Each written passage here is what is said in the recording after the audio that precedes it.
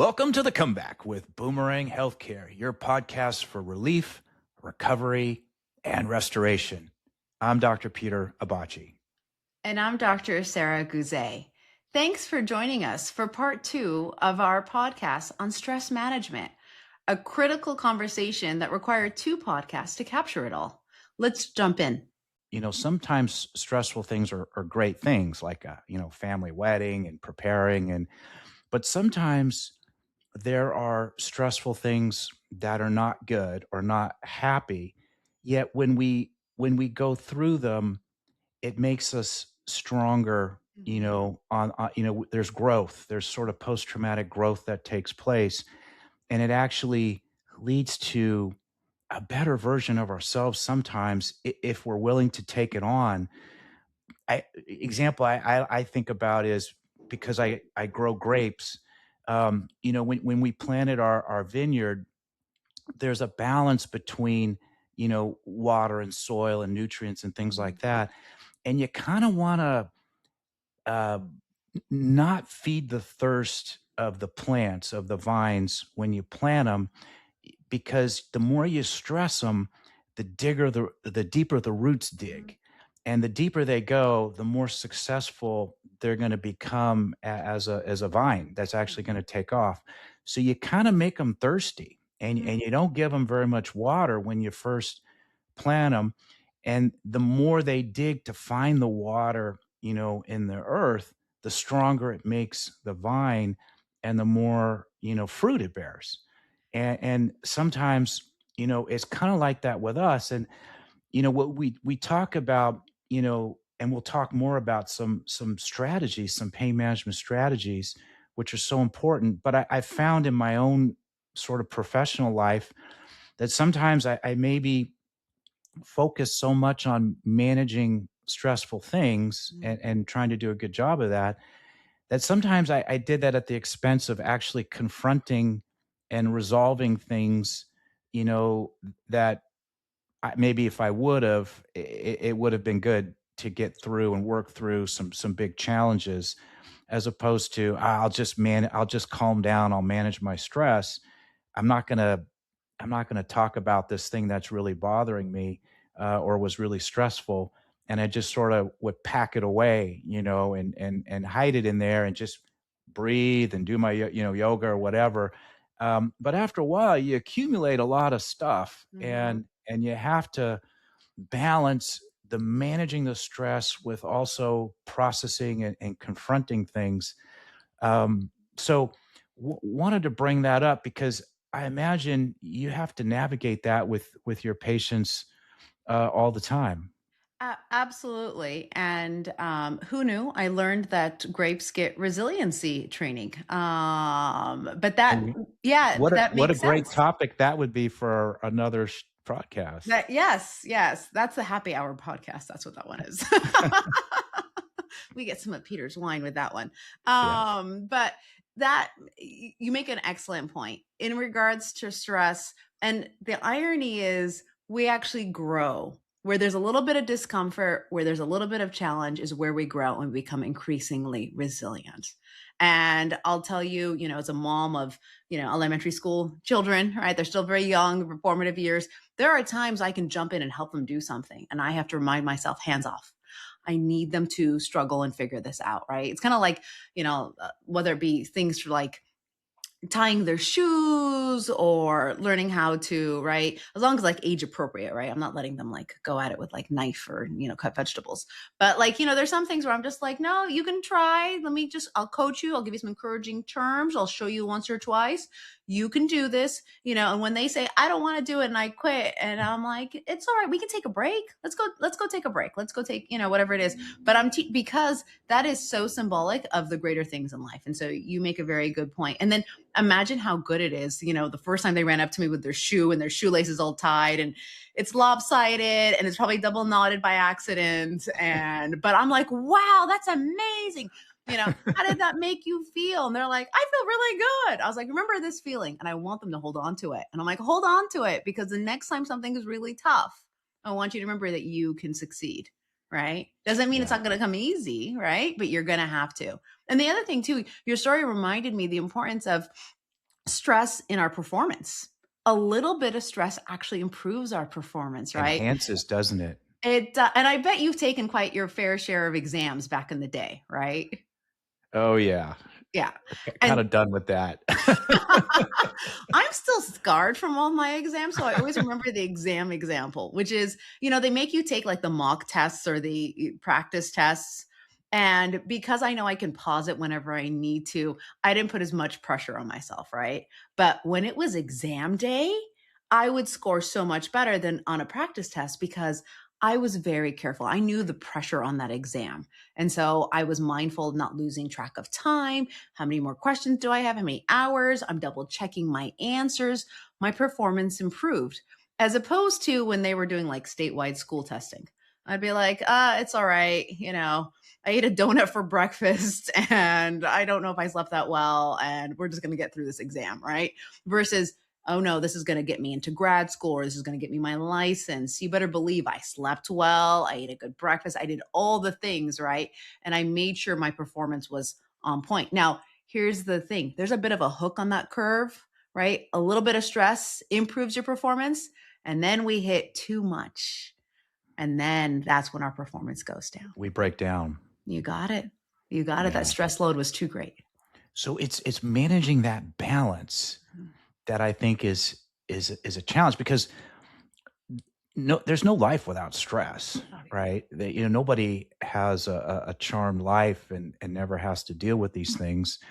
And it's how I guess we manage the balance between what do we need to manage, what do we need to challenge ourselves with, what do we need to fight through, what do we need to accept, what do we need to relax with. Um, Lord have mercy. I'm stressing myself out It's just thinking it's a about. lot, right? When you start to think about it, right, and you do the inventory, you're like, it is a lot. And the truth of the matter is when it comes to stress, we're more stressed if we don't feel like we have control of a situation. It's called the locus of control. If we perceive we have some control, even if you don't have control over the full situation, but you have some control, like you control how you react to a situation, right? You control So whether or not you important. allow, right, certain stressors to come home with you, right? Certain things like that. Then you start to really feel a bit more empowered and you can actually start to like manage it. But I am curious about, for you, what you have seen work, whether it be for yourself or for your patients, as far as how do they manage their stress or what has been effective for them? Because there are so many sources.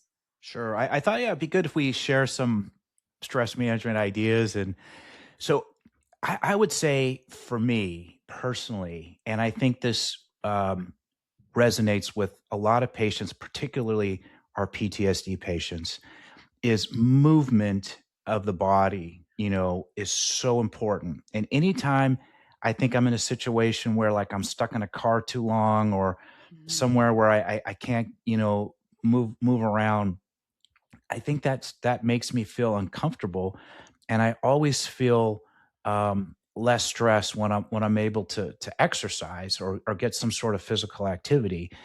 And I think within the area of activity, I've come to learn over the years that uh, there's a few things that are really therapeutic. One for me is hiking and or even walking, even taking a walk, but hiking in nature. I think there's something really therapeutic about being outside, sunshine, nature, birds, trees, running water, whatever you like. I think it really mentally puts us in a much better place. And coupling that with moving your body and just walking, I think is huge. So I've definitely, the older I've gotten, the more I've started to rely on, hey, when I get a chance to get outside, I'm getting outside and just moving around. So I think that's really important. Another one for me personally was almost about 20 years ago. Before that, I used to enjoy playing sports a lot more, and then I had some injuries, and I couldn't do those kind of things. And I was trying to figure out what could I do, and I eventually started doing yoga about 20 years ago because there's just a lot of other things I couldn't do at the time. And not that it's not really very physically challenging, but I found that it really helped manage stress for me. And it put me in a better mental health place as well as, physically feeling good. And I've definitely relied on it. And, it brings all the breath work in and the mind body work in. And that was definitely something that was really helpful. And I think I would have had a much harder time with my career over the last 20 years if I didn't, embrace a little bit of yoga every week. And over time, I've kind of morphed into like hot yoga and heated things. And Impressive. yeah, well, I don't know if it's impressive, but there just seems to be some benefit that I get from it that I've used. So I think those are two things that definitely have been really impactful in my personal and professional life. How about you? Well, you are in line with what the research states. I mean, those are some of the most studied and most effective stress management techniques right there. Yoga therapy is just phenomenal for the body and mentally, as well as getting outside and exercise. And so I would agree with you. For myself personally, I am a big fan of physical activity and exercise. And I used to run a lot in college, go to the gym, lift weights, and I did kickboxing. And then similarly, had a health situation where I couldn't keep up with that level of intensity and had to pivot. And I found myself, dragging a friend on some Pilates promotional special. And I was like, come, let's go try this. I don't know what this reformer thing is all about, but let's go figure it out. And I've been doing it off and on, mostly on for the last 15 years. And for me, that is my opportunity to completely just like mentally unplug, right? I don't have to Because worry about, yeah, go ahead. Pilates uses a lot of breath work too, right? It does. If you're And doing it correctly. Yes, you right. should be. Yes. And let me tell you, you are motivated when you are on a spring loaded platform and your face is inches away. So if you aren't focused, you could slip. There's nothing like that for motivation. And I'll find myself, I'll be like, if I'm in my head, if I'm not in that present moment, I'll miss what the instructor is saying, right? Lift this leg, move this arm, get this color band, and I could potentially hurt myself. And so there are mornings where I was really stressed and I found myself thinking, oh, should I cancel the class? And, aside from the cancellation policy, of course, I'm like, no, I need to go, right? I need to mentally slow down and let my mind focus on one thing and be mindful essentially for an hour. And so for me, that's been a great outlet.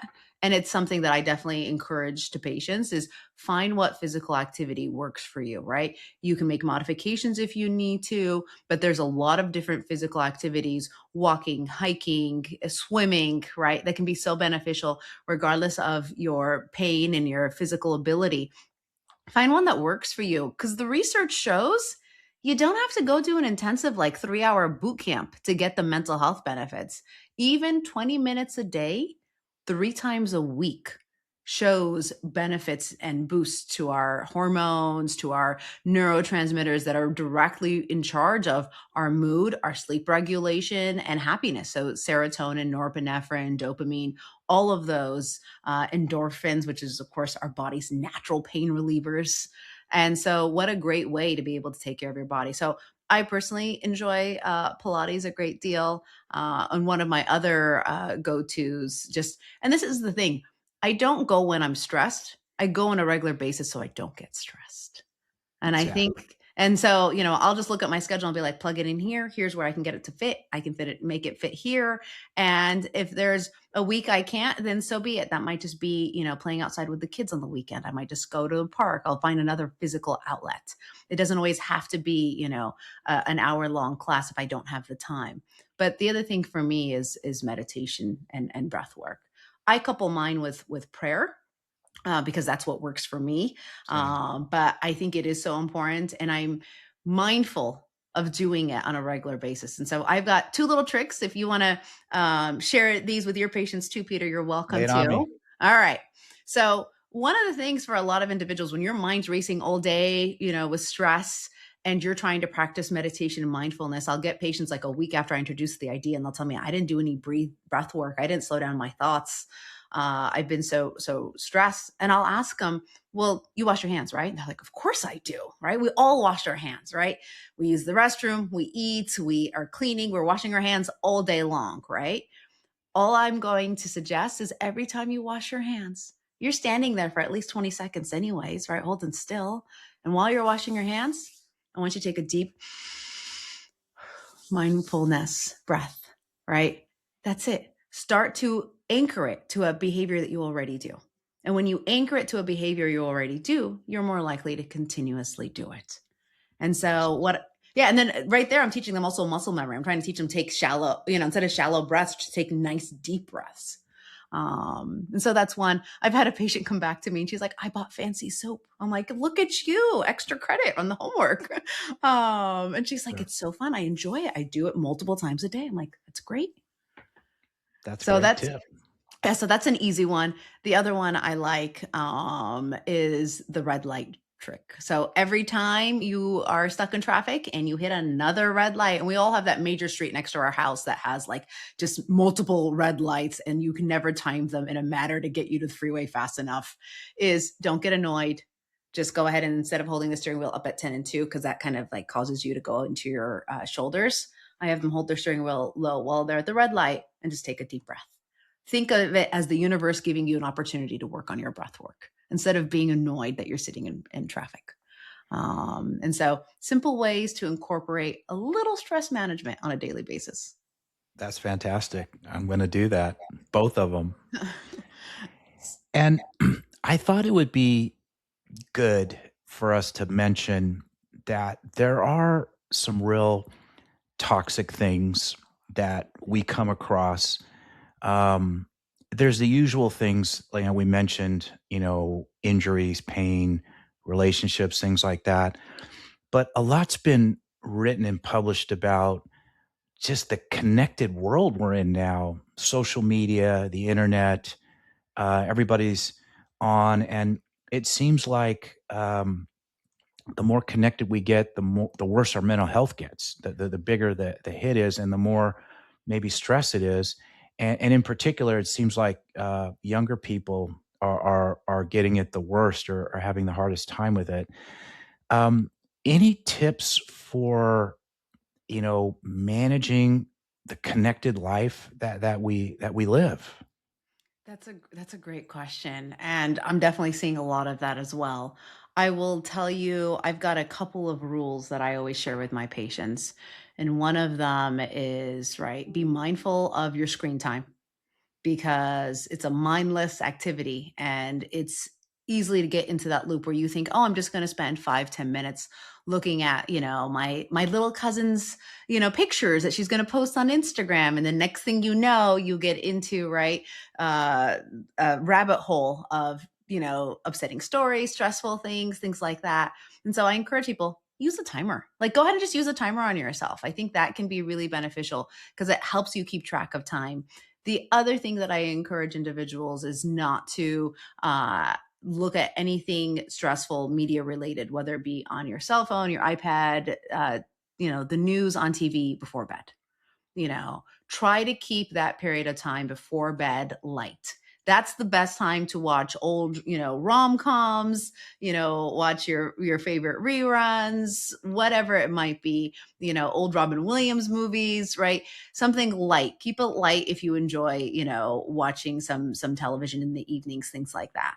Ideally, and because there are some people where if I tell them, hey, can you limit your TV exposure? They're like, I like to see what's happening in the world, or because of the nature of my work, I need to. And I understand that. We can at least, right, we can control what time and how much time you spend on that. The other thing too that comes up a lot is the doom scrolling, right? Right. And that one's a big one. And so a couple of things that I encourage is don't have too many chargers around the house that are convenient. Because if you do, then you stay plugged in and you totally lose track of time. And so if you're mindful of, okay, my battery life is low and the charger's all the way in another room, I'm going to go put it down and I'm going to give myself to really opportunity to unplug. The other thing that I recommend is, because I do know a lot of people who tell me I keep, in touch with my family that's all across the country or in another country, right? So it's how I see, right? Sure. Grandpa's birthday. There's a couple of chefs who have good cooking shows. I like to follow them, right? Some interest. I encourage them. I might change your logarithm. I want you to go and find feel good stories. I want you to go and subscribe to like health outlets and, try to expose yourself with a balanced, if not inflated number of positive things to help make up to all that negative and toxicity. But also it is okay to just completely cut it out sometimes in your life, right?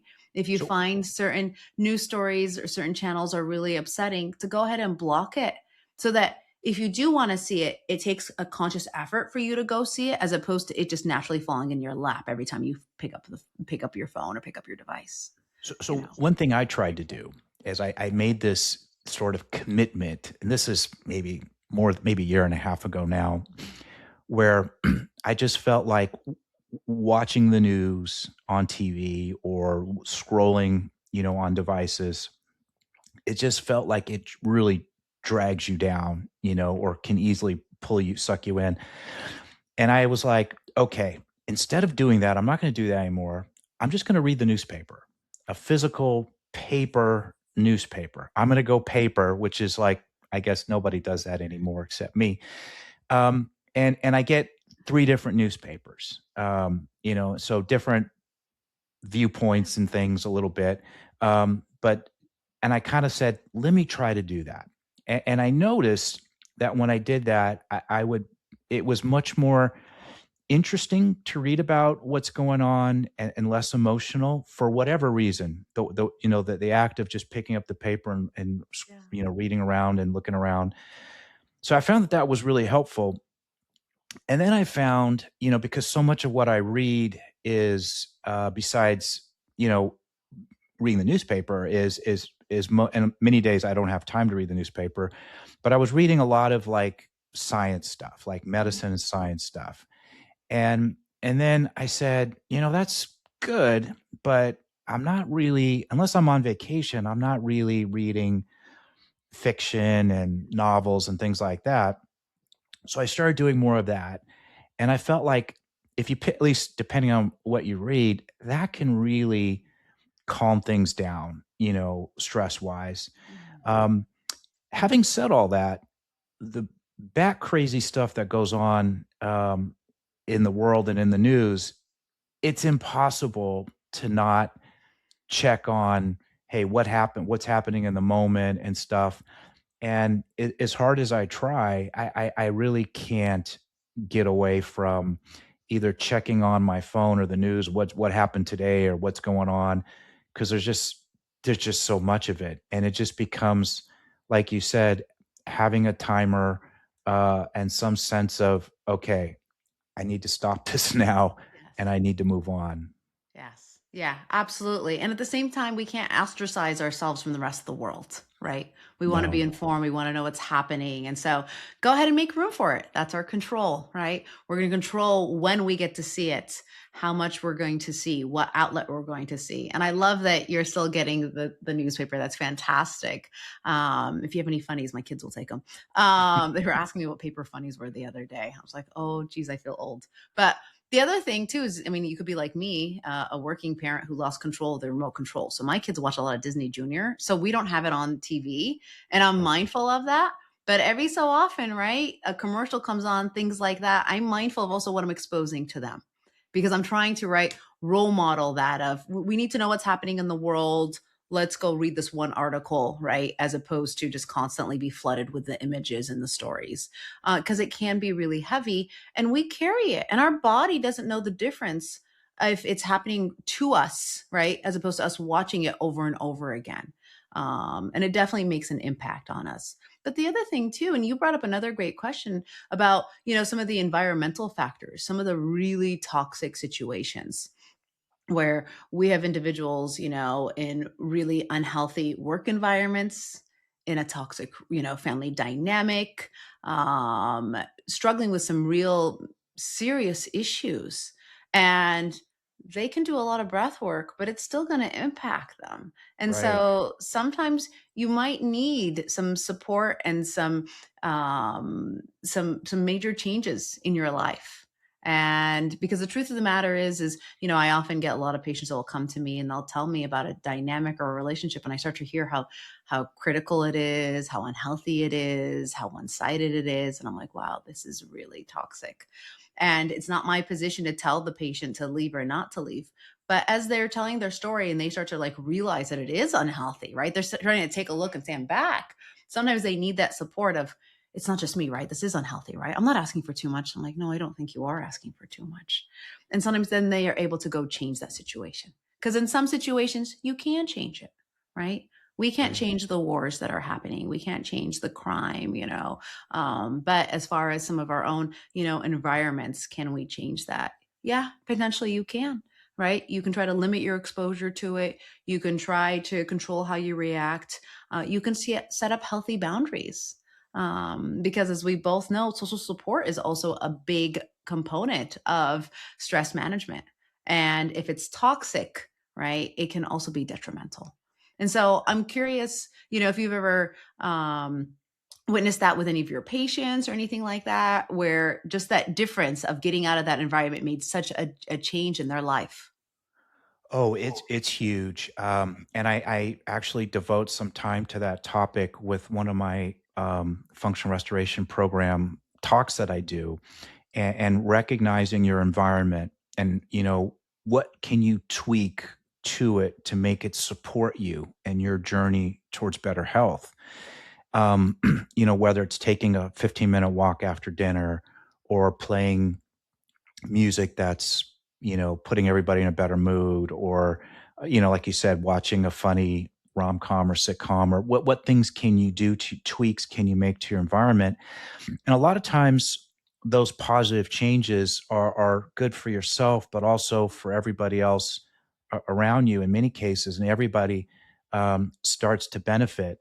Um, but as you said too, sometimes there's situations, there's things that you can't change, right? And you're in some ways not able to change everything.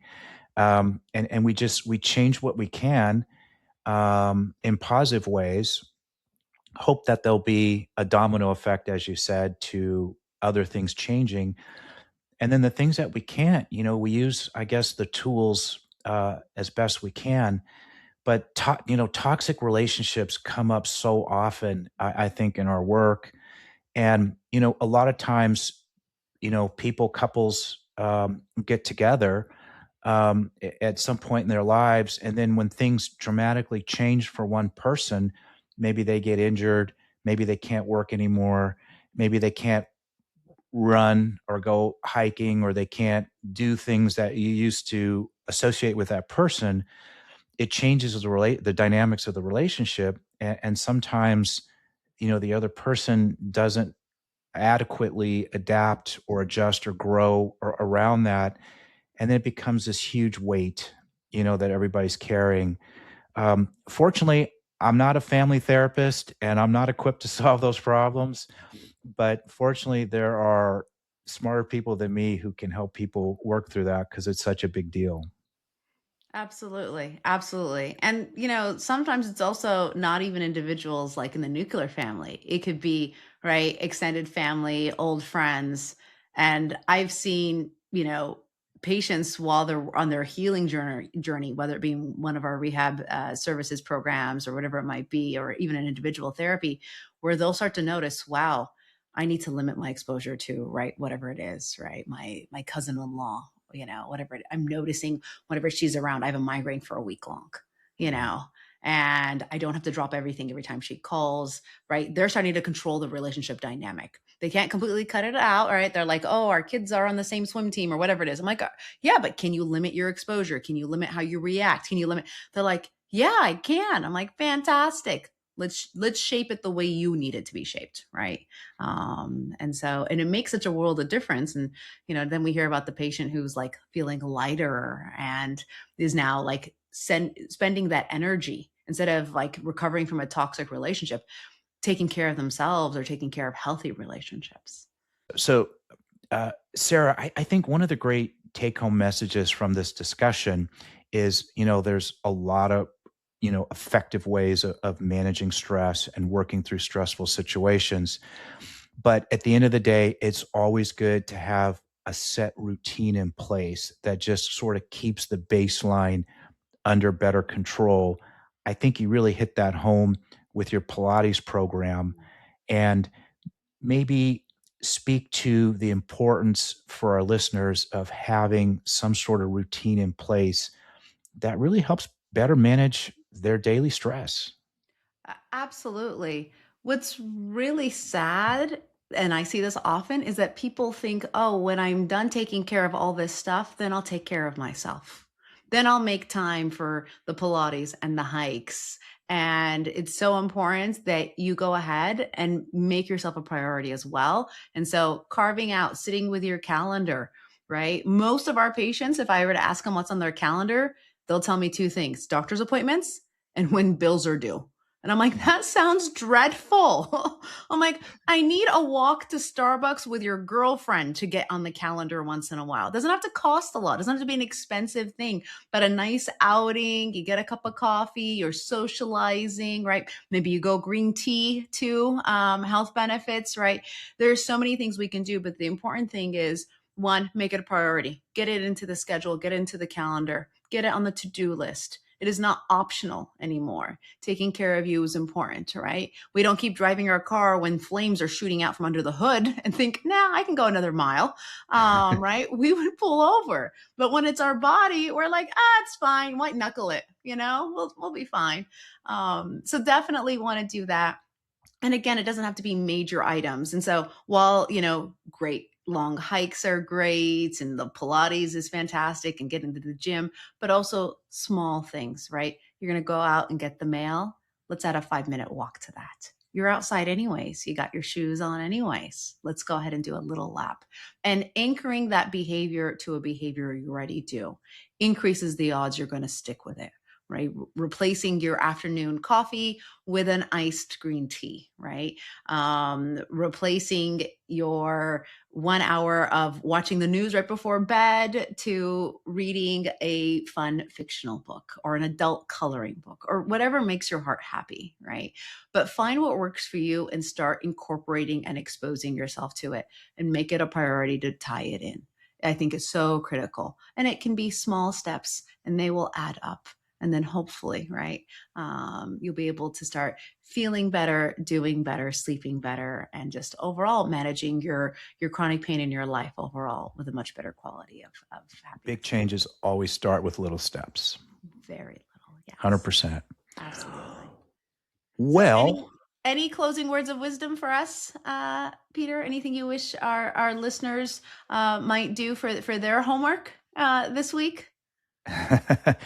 Well, I think it would be good for everybody to have a clear idea of what are some strategies that work for you for the acute stress episodes. What's my go-to breathing exercise? What's my go-to exercise with my body or whatever when I'm feeling really tense before I act out or say something, I don't want to say. And then the second being, and what's my more chronic strategy? What's my more long-term daily maintenance strategy that, as you said, I'm going to put on my calendar that's going to be good for me, good for my physical health, my mental health, good for my stress management. And be real clear on those two things going forward. I think it goes a long way, and neither has to take very much time. It's just a matter of, as you said, putting it on the calendar. It doesn't have to be a big time commitment. Mm-hmm. So that's what I'm thinking. I love it. You're a man with a plan. I love it. For both acute and chronic. That's fantastic. Well, thanks for this topic. I thought this was fantastic today. Thank you. And thank you, everyone, for joining us on the Comeback with Boomerang Healthcare. We're grateful to have you here. If you've enjoyed today's episode, be sure to subscribe so you never miss an update.